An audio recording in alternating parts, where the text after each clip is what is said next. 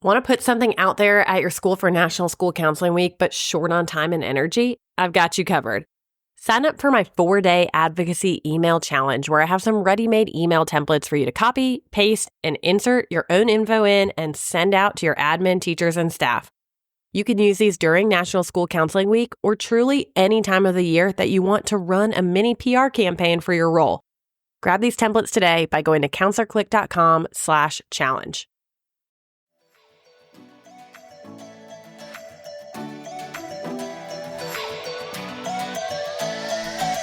You got into this profession to make a difference in your students' lives, but you're spread thin by all of the things that keep getting added to your to-do list. I can't create more hours in the day, but I can invite you into my Counselor Click where you'll finally catch your breath. Come with me as we unpack creative ideas and effective strategies that'll help you be the counselor who leaves a lifelong impact on your students. I'm Lauren Tingle, your high school counseling hype girl, here to help you energize your school counseling program and remind you of how much you love your job. Hello, we are back, ready to record a podcast, back in the saddle, got my headphones on, my mic hooked up. It feels good, I'm not going to lie. It's been 3 months since I was in your podcast player, but I'm back, better than ever. I don't know if I should say better than ever. I'm back. To be honest, I wasn't sure what the future would hold for high school counseling conversations for this podcast. It definitely takes a lot of energy to prep and record and get it edited and get it out. And I mean, also, if I'm being honest, it feels hard to find quiet space to record an episode. My house is loud all the time. 3 girls, I'm telling you, someone or 2/3 or all 3 are always crying at once. I really have to carve out some intentional time to make it happen. And if you listen to the very last episode at the end of October before I took a break, you might remember I have never taken a break in 150 episodes, which is actually insane. When I say that out loud, I feel like, what was I doing? So the show started back in 2022, January 2022, and I have had weekly episodes since then. I really just never took a break because I thought, when is the right time to take a break? Yes, I have wanted to take a break. I've been tired before. There have been weeks when I haven't felt like recording a podcast, but it feels like, okay, summer, people catch up on past episodes. December, when they're off from school, that time, December, around Christmas, winter break, feels like a natural time for me that I would kind of disconnect and take some time to rest. But also, I tell myself in my brain that that is a time when people want to listen to podcasts. They're driving in the car. They're taking a road trip to see family. So it always confused me on when I should do that or when would be the right time to do that. But you know what? I just said, that's what we're doing. And I took a break and I was like, we'll experiment and see what happens. Will it all come crumbling down if I don't have a podcast? I don't think so. And I really don't think it was. So I realized it's my podcast. I get to make the rules. So thank you for obliging that and letting me take a break. No one said anything. No one complained. It was fine. Maybe you didn't even notice I was gone. Taking a break gave me some space to gather some of the very few brain cells that I have. I joke that I have no brain cells. And it's true. The 3rd kid really just took away some of my mental capacity. For a while there, it was hard to form sentences. I do feel like I've come out of a fog, and having a tiny bit of a break gave me some space to gather and kind of come up with some more creative energy. I was able to open up my phone and jot down ideas when I would have them. I always have an ever-growing, ongoing list of topics for the podcast. So that was actually kind of refreshing. I'm not out of ideas. You always have stuff that you want me to talk about. I still have things that I can talk about. So it was encouraging to just have a little bit of space to be inspired to brainstorm again and think about what kind of episodes we're going to have in 2025 for the podcast. Listen, I always have DMs open, or anytime that you get an email from me and you just want to hit respond and say, I would love a podcast episode about this, or let's talk more about this. I read all of those. I add them to my list. I'm the one on the other end reading and responding to those. So even if we chit chat back and forth and I might ask you some thoughts or issues about whatever that topic is, know that I'm writing that down and taking it into consideration for future episodes for the podcast. In terms of what is coming up for the podcast, I have some fun and exciting guests being booked. I go through bursts of energy with that too. Everyone's schedules are different, obviously. So when you add another person or even like 2 people to interview, like a group of 3 of us to the mix, then that adds another layer of getting an episode done and getting it out, which is fine. It's worth it to make that scheduling happen. It's really fun for me to get to interview different people with different perspectives. So I'm always glad when I do it. I just have to have some energy to make it all happen. So for this year, here is what I'm thinking. Yes, we're going to have some guests. We'll have some solo episodes. I always want these podcasts to provide value to you.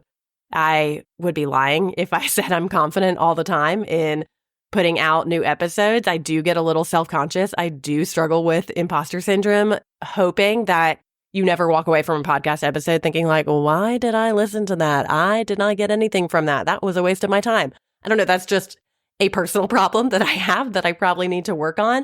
If you are listening, then I hope that you're walking away with either an action step or a tangible item, like that you got a PDF to your inbox. So you're like, I'm going to go use this, or you were referred to another podcast episode or a playlist or a blog post. Like there is something that you're going to take away, whether that's some inspiration or a new idea or what have you. So I need to tell myself that people are listening. I can see downloads that people are actually listening, and just continue to grow my own confidence in this. Like I said, it's just sometimes I can get in my own head about like, is this even worth it? Do people even care?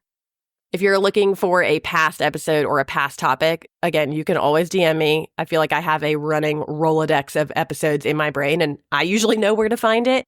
But if you just search either on my website or literally just Google and see what comes up, like Counselor Click, High School Counseling Conversations, insert topic here, you'll probably find an episode. And especially if you do not find an episode, that's what I want to hear from you. I want to know what you're not finding that I need to come up with a solution for you.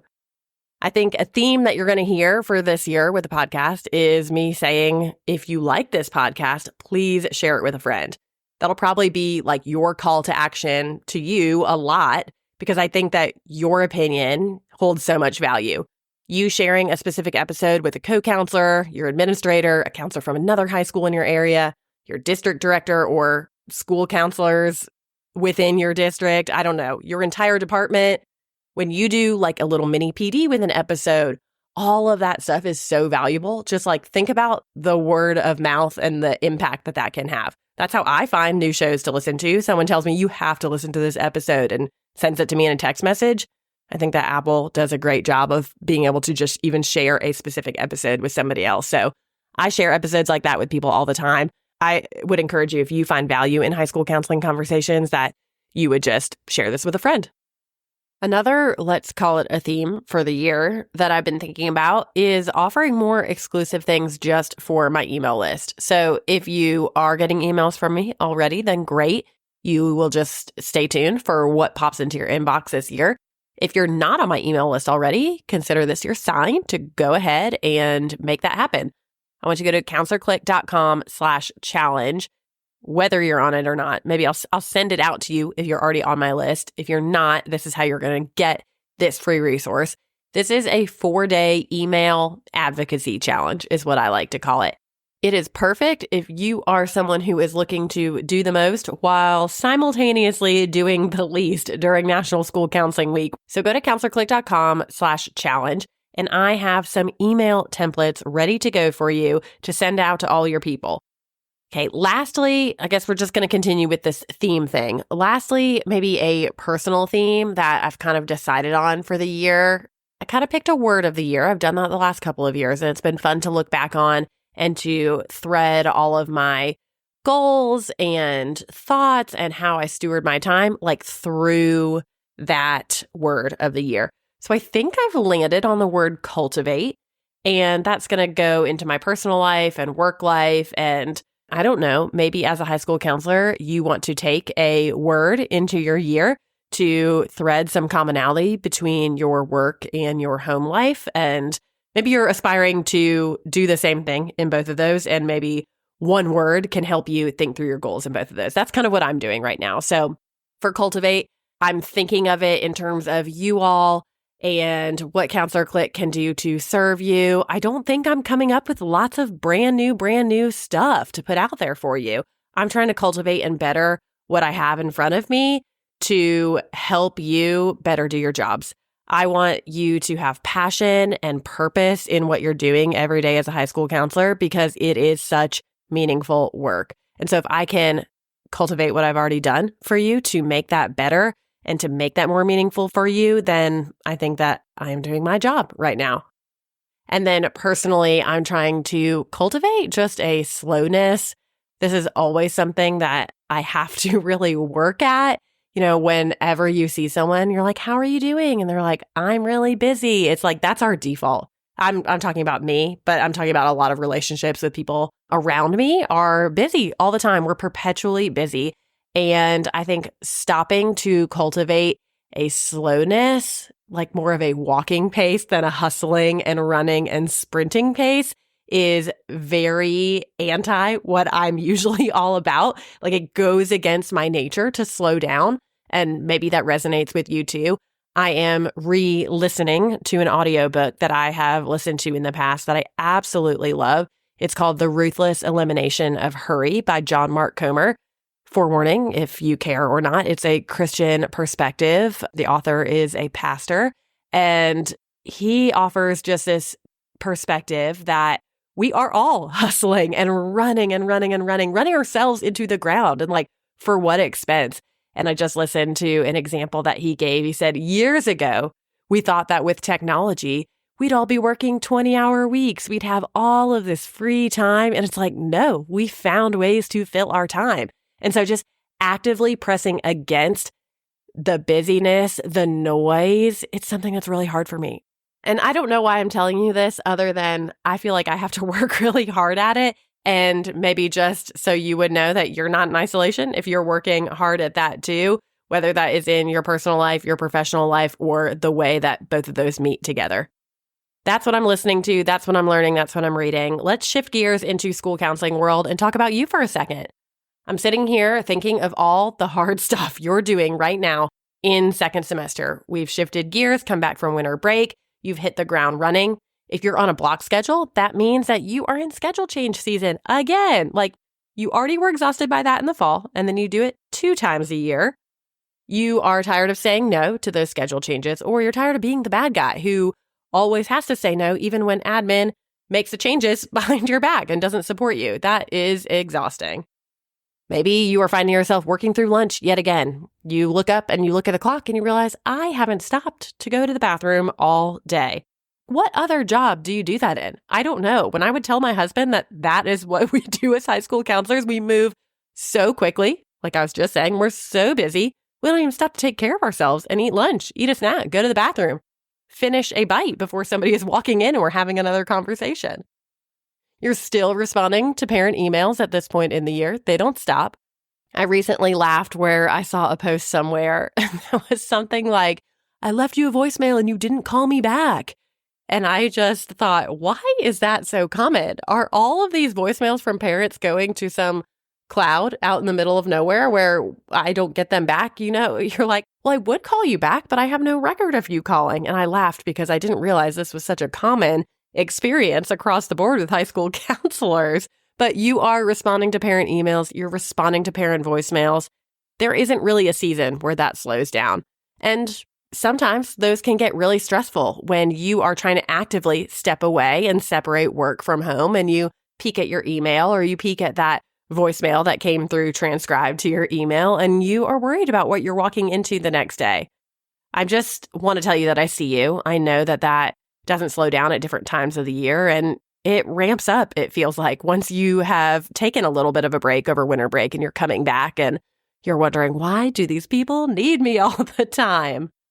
And then, of course, at this point in the year, as you are always doing, you're still just trying to do your job with integrity. You want to do a job that is worth someone saying, that's a job well done. Students are different because of what you're doing. You matter in this school. I'm telling you that if no one else is telling you that what you're doing matters. You're giving students the support that they deserve and the support that they need. Often in times when no one else is giving that to them and no one else sees them. I'm just proud of the work that you're doing. If I could insert your name here, I would have a personal podcast to you telling you that what you're doing matters. You're juggling so many students. It is rare that a counselor has not enough students or this tiniest little caseload. No, you are juggling so many students, and they all have individual and very important needs. There's only one of you to go around. Even if you're part of a team, there's only one you. You have your own caseload of students, and they are pulling you in 1,000 different directions. I was going to say 100. No, it's more than that. You're being pulled in so many different directions at all hours of the day. It's like, how are your neurons even firing in your brain at such a fast rate? How are you able to complete even one task in a day? The only answer is you're superhuman. That's probably the fact of the matter, that you are getting through tasks because you are able to multitask like nobody else. I think that is a unique skill of a school counselor. Not only are you adaptable and flexible, but you do 100 things at one time. Okay, so going into this semester, we're a few weeks in. You've probably got an idea of what's coming up on your calendar. I am going to link a reel that I posted in the show notes that might give you some encouragement on how you can tweak just some small habits with your team to get moving forward together on the same page. I love a fresh start to a new year and a new semester especially because it gives you the opportunity to hammer down what you want to accomplish. It gives you some time to reflect back on what you've done and just make some tiny changes in habits that could make a big impact on what's still to come of the school year.